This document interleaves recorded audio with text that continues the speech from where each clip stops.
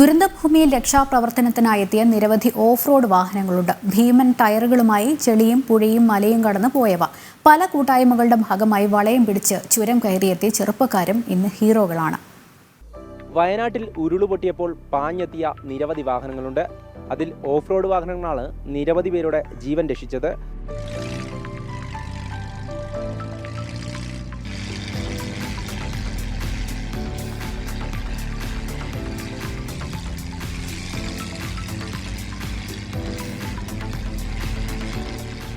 അതോടൊപ്പം തന്നെ മറ്റ് പ്രവർത്തനങ്ങൾക്കും, അതായത് ഈ തിരച്ചിലിൻ്റെ ഭാഗമായിട്ടൊക്കെ സഹായകരമായിട്ട് ആ ഓഫ് റോഡ് വാഹനങ്ങൾ ഇന്നും ഇവിടെ തന്നെയുണ്ട്.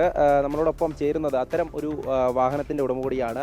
അദ്ദേഹം മറ്റൊരു സ്ഥലത്ത്, അതായത് തൃശ്ശൂരിൽ വെള്ളപ്പൊക്കമായിരുന്ന സമയം അവിടെ രക്ഷാപ്രവർത്തനം നടത്തിക്കൊണ്ട് ഇരിക്കുന്നതിനിടയിലാണ് ഇങ്ങോട്ടേക്ക് എത്തിയത്. എങ്ങനെയായിരുന്നു ഈ ഒരു വിവരം അറിഞ്ഞ് ഇങ്ങോട്ടേക്ക് എത്തുകയായിരുന്നു? വിവരം അറിഞ്ഞതെന്ന് വെച്ചാൽ നമ്മുടെ ഒരുപാട് ഓഫ് റോഡ് ഓടുന്ന ഫ്രണ്ട്സ് ഉണ്ട്, ഇവിടെ ഓടുണ്ടായിരുന്നു അവർ. അപ്പോൾ നമ്മളവിടെ കുണ്ടുപാറ, നെല്ലങ്ങര, വൈലോപ്പള്ളി, ചെമ്പുകാവിലൊക്കെ വെള്ളം കയറിയിട്ട് ഏകദേശം ഒരു നമ്മുടെ വണ്ടിയുടെ ഏകദേശം ബോണറ്റിൻ്റെ മുകളിലേക്ക് ചില്ലിൻ്റെ അവിടെ വരെ വെള്ളം ഉണ്ടായിരുന്നു. അപ്പോൾ സാറുമാർ മറ്റേന്ന് പറഞ്ഞാൽ ബോട്ട് എന്ന് പറഞ്ഞാൽ ഉന്തി കൊണ്ടുപോകുന്ന ബോട്ടായിരുന്നു. അതെന്ന് പറഞ്ഞാൽ ഉന്താൻ പറ്റില്ല, ഒഴുക്ക് വരുന്ന കാരണം അവർ ഏകദേശം ഒരു 5-6 പേര് നിന്നിട്ടായാലും ഉന്തുമ്പോൾ ഒരു 1.5 മണിക്കൂർ പിടിക്കും അവിടുത്തെ ഒരു വീട്ടുകാരെ ഇങ്ങോട്ട് എടുത്തിട്ട് വരാൻ. അവരൊരു ട്രിപ്പ് അടിക്കുന്ന സമയം നമ്മൾ 8 ട്രിപ്പാണ് ആൾക്കാരെ ഫുള്ളിൽ കയറ്റിയിട്ടിട്ട് നമ്മളിങ്ങോട്ട് ഹോസ്പിറ്റലിലേക്കും ക്യാമ്പുകളിലേക്കും എത്തിച്ചോടുന്നത്. അവിടെ നിന്ന് ഇങ്ങോട്ടേക്ക് എത്തുകയായിരുന്നു നേരെ. അത് കഴിഞ്ഞിട്ട് എൻ്റെ വെള്ളം കയറിയപ്പോൾ വണ്ടിയുടെ ഉള്ളിൽ സീറ്റിൽ ഇരുന്നിട്ട് വെള്ളം, അതിലുള്ള വിഷയിൽ അവിടുത്തെ ഫ്രണ്ട്സൊക്കെ എടുത്തിട്ട് എനിക്ക് ഗ്രൂപ്പുകളിലൊക്കെ കിട്ടി. അപ്പോഴാണ് നമ്മൾ ഇത്രയ്ക്ക് ഇത് നമ്മൾ കാണുന്നത്. അത് ആ വെള്ളത്തിൽ ഉള്ള വണ്ടികൾ നമ്മുടെ ഫ്രണ്ട്സ് തന്നെ നിന്നിട്ട് ഒരു ദിവസം കൊണ്ട് തന്നെ ഒരു 4 പേര് നിന്നിട്ട് ഫുള്ളഴിച്ച് റെഡിയാക്കി, ഫുള്ള് വെള്ളത്തിൻ്റെ മാറ്റ് സീറ്റൊക്കെ അഴിച്ച് റെഡിയാക്കി വന്നിട്ടാണ് ഞാൻ ഇങ്ങോട്ട് വന്നിട്ട് ഇവിടെ ഓടി തുടങ്ങിയത്. ഇവിടെ എന്ന് പറഞ്ഞു കഴിഞ്ഞാൽ എനിക്ക് JCBകൾ ഈ ഉരുള് പൊട്ടിയത് ഒരു 5-6 കിലോമീറ്റർ ഉണ്ട്. അറ്റം തൊട്ട് ഈ വില്ലേജിൻ്റെ അവിടെ വരെ ഉള്ള JCBകൾക്ക് ഞാൻ എൻ്റെ അടുത്തേക്ക് ഡീസൽ എത്തിച്ചു കൊടുക്കുകയാണ്. അല്ലെങ്കിൽ ആ ഡീസൽ കൊണ്ടുപോകാമെന്ന് പറഞ്ഞു കഴിഞ്ഞാൽ ഇത്രയും ബാരൽ, 60 ലിറ്ററിൻ്റെ ബാരൽ എന്ന് പറഞ്ഞു കഴിഞ്ഞാൽ നമുക്ക് ഇത്രയധികം ചെളികളുണ്ട്, കല്ലും കട്ടയുണ്ട്. അപ്പോൾ അത് കാരണം ചുമന്ന് കൊണ്ടുപോകാൻ എളുപ്പമുള്ള കാര്യമല്ല. അപ്പോൾ ഈ ഓഫ് റോഡ് വേറെ ഒറ്റ വണ്ടി അവിടേക്ക് എത്തില്ല. JCBയുടെ അവിടേക്ക് അവരുടെ വർക്കിനൊരു ഫോൾട്ട് നമ്മൾ ഇതുവരെ എത്തിയിട്ടില്ല, നമ്മൾ എത്തിച്ചു കൊടുക്കുന്നുണ്ട്.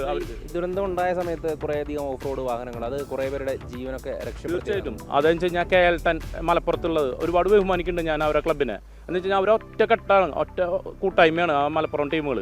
അവരെല്ലാവരും അതുപോലെ കട്ടക്കി നിന്നിട്ട് അതുപോലെ ആൾക്കാരെ കൊണ്ടുവരും. പിന്നെ ഇവിടുത്തെ ജീപ്പുകാർ, ഇവിടെ ഓടുന്ന ജീപ്പുകാർ, ഇവിടെ എല്ലാവരും ഒരു കൂട്ടായ്മയോട് കൂടി നിൽക്കുകയാണ്. ഞാൻ അവിടെ ക്യാമ്പിലേക്ക് പോകുമ്പോൾ തന്നെ അവിടെ എല്ലാവരും ഒരു കുടുംബമായിട്ടാണ് ജീവിക്കണത്. ആ ഒരു ഒത്തൊരുമ എല്ലാവർക്കും നമുക്ക് അത് കണ്ടറിയണം സാർ, അത് നമുക്ക് പറയാൻ പറ്റില്ല. അത് തന്നെയാണ് ഏത് മേഖലയിൽ ഇത്തരം ദുരന്തങ്ങൾ അല്ലെങ്കിൽ അപകടങ്ങളൊക്കെ ഉണ്ടാകുമ്പോഴും അങ്ങോട്ടേക്ക് ഓടിയെത്തും. ഞങ്ങൾ എത്രയും പെട്ടെന്ന് ഓടിയെത്തും. നമ്മളെ വിളിച്ചാൽ മതി. 0 ടോർക്കിൻ്റെ 04 അല്ലെങ്കിൽ 08ലേക്ക് വിളിച്ച് കഴിഞ്ഞാൽ നമ്മൾ എത്രയും പെട്ടെന്ന് എത്തും. നമ്മൾ ഓഫ് റോഡിൻ്റെ ഒരു ഗ്രൂപ്പൊക്കെ ഉണ്ട് സാറേ. ആ ഗ്രൂപ്പിൽ നമ്മളിപ്പോൾ നമ്മളെ ആവശ്യം ഉണ്ടെന്നുണ്ടെങ്കിൽ ഏത് പാതിരാത്രിക്കായാലും നമ്മൾ ഏത് സമയമായാലും നമ്മൾ മഴയിൽ വെയിലായാലും ഞങ്ങൾ ഓടിയെത്തും.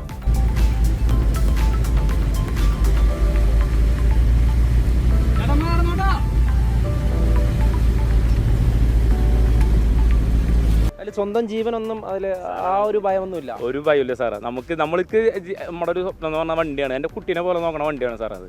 ഞാൻ എൻ്റെ വണ്ടി ഈ വയനാടും ഇവർക്ക് വേണ്ടിയിട്ട് ഞാൻ ത്യാഗം കൊടുത്ത പോലെയാണ് ഇപ്പോൾ. അതുപോലെയാണ് എൻ്റെ വണ്ടിയുടെ അവസ്ഥ. ഞാൻ എന്നിട്ട് പോലും നമുക്ക് വിഷമമുണ്ട്, എന്നാലും എനിക്ക് ഇവിടുത്തെ ഉണ്ടായ ആൾക്കാരെ വിഷമം പോലും ഇല്ലല്ലോ സാറേ എനിക്ക്. അതുപോലെ എനിക്ക് അതൊരു വിഷയമല്ല. എനിക്ക് ഇപ്പോൾ കൊടുക്കാൻ പറ്റണമെന്ന് പറഞ്ഞാൽ എൻ്റെ വണ്ടിയും എൻ്റെ ആരോഗ്യം ആണ് ഞാൻ ഇപ്പോൾ കൊടുത്തുകൊണ്ടിരിക്കണത്.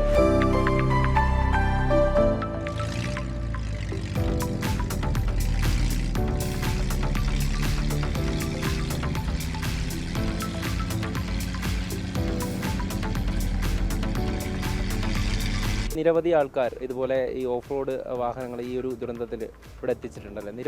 നിരവധി പേരുണ്ട്. ഇപ്പം എൻ്റെ ക്ലബിലത്തെ കുറച്ച് വണ്ടികൾ ഇവിടെ ക്യാമ്പുകളിലേക്ക് സാധനങ്ങൾ കൊണ്ടുപോകാൻ ഓടിക്കൊണ്ടിരിക്കുന്നുണ്ട്. ഇവിടേക്ക് ഉള്ളിലേക്ക് പാസ് വേണം. ഇവിടേക്ക് ഇപ്പോൾ 3 വണ്ടി ഓൾറെഡി ഇട്ടിട്ടുണ്ട് ഡീസലിൻ്റെ.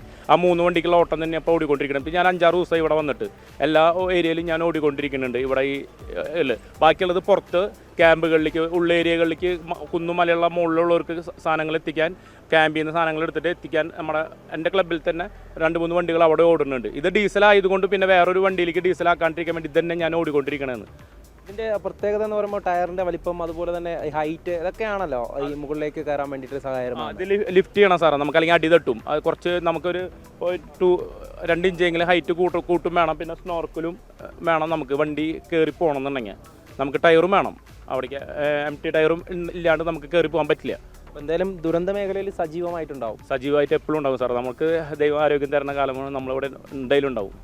തീർച്ചയായും അത് തന്നെയാണ്. ഇതുപോലെ ഒരു കൂട്ടം ചെറുപ്പക്കാർ അവരുടെ വാഹനങ്ങളുമായി ഇങ്ങോട്ടേക്ക് എത്തുകയാണ്. ഈ ദുരന്ത മേഖലയിൽ ജീവൻ രക്ഷിക്കുവാനും അതുപോലെ തന്നെ രക്ഷാപ്രവർത്തനം നടത്തുന്നവർക്ക് സഹായകരമാകുവാനും വേണ്ടി. ക്യാമറമാൻ കൃഷ്ണകുമാറിനൊപ്പം എം മനോജ്, ജനം, വയനാട്.